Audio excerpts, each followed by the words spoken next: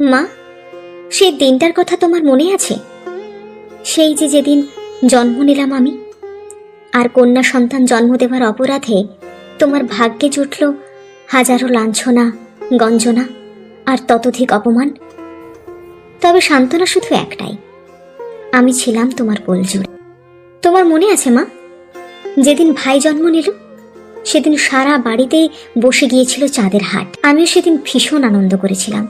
আলাদিনের আশ্চর্য প্রদীপের মতোই রাতারাতি বেড়ে গেল তোমার কদর। কত অভাগা মাকেই যে কন্যা সন্তান জন্ম দেওয়ার অপরাধে সহ্য করতে হয়েছে নির্মম লাঞ্ছনা, গঞ্জনা, তার কোনো হিসেব নেই।